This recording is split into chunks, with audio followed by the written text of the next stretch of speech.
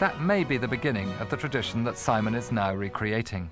And all this stuff would have been around at the time of William the Conqueror? Yes, obviously every time a king or queen got coronated, the coronation, it was the right of the Manor of Addington to produce a dish at the coronation. The idea that a king actually really wanted to eat this is amazing. Well, I think it's recorded that more often than not the king didn't eat it. Well, I'll leave you to get on with this, Simon, and I'll go upstairs ready to eat like a king. No problem. Thanks very much. Okay.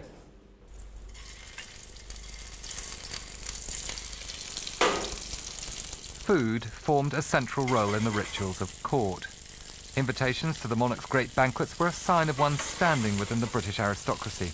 And strange to think that Simon's predecessor at Addington once had to satisfy one of the most famous and substantial appetites in England. Henry VIII used Addington as a place to woo Anne Boleyn. Perhaps he even tried the mess of dillygrout. Simon, how delicious. Here it is, the mess of dillygrout. Hasn't been eaten since 19th of July, 1821. Yeah, well, I'm sure it looked very different then. I mean, mess of dillygrout is a very bad description because it looks quite fantastic. Thank you very, very much indeed. No problem. What do you think? Beautiful. Absolutely. Going on my menu.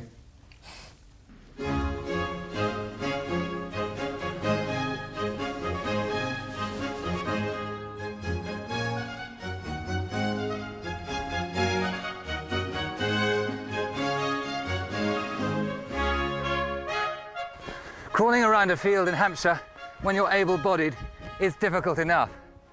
But imagine if you'd just got off your deathbed to do it. And that's exactly what Marbella, or Mabel de Tichborne, did in the 12th century. She went all the way around this field, 25 acres, to ensure that its harvest would be given annually to the poor.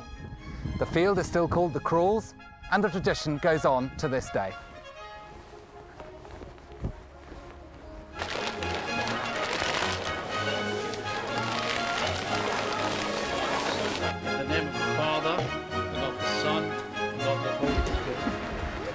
And we pray especially this afternoon for the soul of the late Lady Marbella Tichborne. The flour is given away free to people in the 3 parishes surrounding Tichborne. It's been distributed by the descendants of Marbella de Tichborne for 600 years. Right, the parish of Tichborne. Atwood, 2. Baines, 1. During the Second World War, flour shortages could have called a halt to proceedings. But American servicemen based nearby flew in supplies to keep the tradition going. This free handout is called the Tichborne Dole. Perhaps one of the reasons that it continues is the dreaded curse of Marbella. Many of the Tichborne family are buried here in the beautiful village church, including some of those that people say died as a result of the curse. That was triggered in 1794 when the dole was stopped. And 600 years before, Mabel had said that if the dole was not distributed, then the family name would die out and the house would fall down. And that's exactly what nearly happened. And so in 1835, the dole was reinstituted and it's been carried on ever since. Well, my name's Anthony Loudon, so I mean, my grandmother had a son, but then he died, so there is no more Tichborne name. And in the beginning of the 19th century, the house was pulled down and parts of it burnt down. So but you keep it going now? We keep it going now for tradition. There's no fear in, that if it was missed, but I think the fear is actually that you're missing a tradition. I mean, that's really the fear, is that you don't keep the tradition going.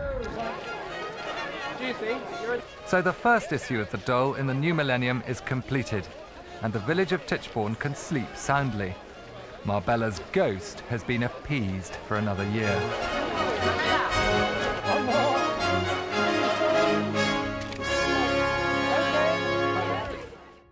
I've come to a place where I've got to wear yellow socks. Why yellow? Because rats are terrified by the colour. And so the story goes that when Christ's Hospital was founded in London, the place was infested by vermin. It's just one of the traditions celebrated by Christ's Hospital that's now moved here to Horsham in Sussex, and they celebrate with music, their founder, King Edward VI.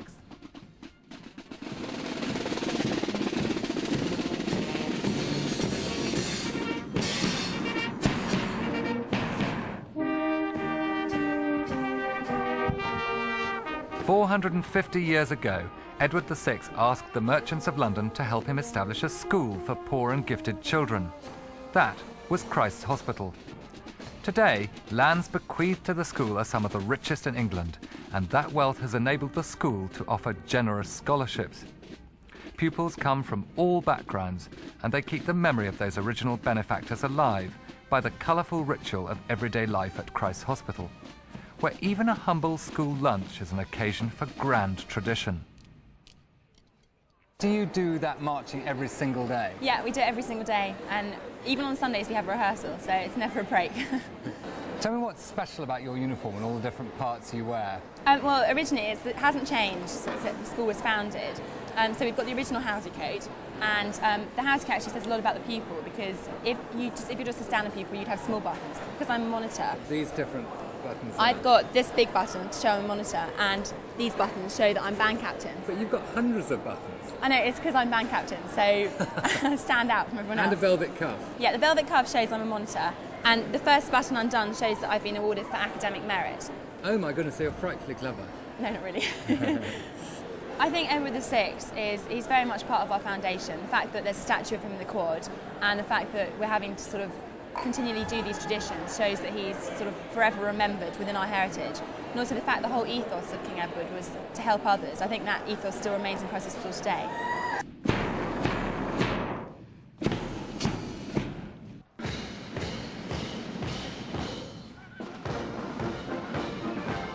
Throughout the United Kingdom, the rich history of a nation is daily on display.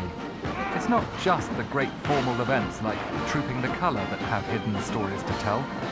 Go into any humble village and you are likely to find a person, title or tradition that takes us back to the early days of the kingdom.